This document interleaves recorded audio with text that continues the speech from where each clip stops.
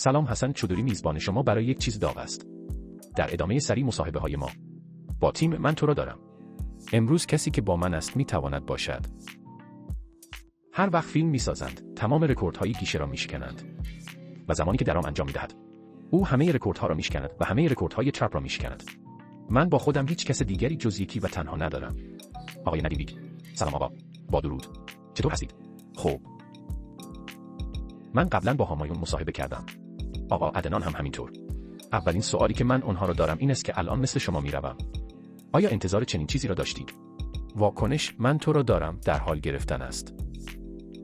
چه از نظر انتقاد دوست دارد یا از نظر دوست داشتن آن؟ در تمام شرایط؟ آیا فکر می‌کنید انتقادات زیادی به آن وارد می‌شود؟ آیتی. زیرا داستان از آن نوع است که در آن به طور معمول شما مربوط به زنی است که شما این نوع را می‌شناسید. بحث برانگیز.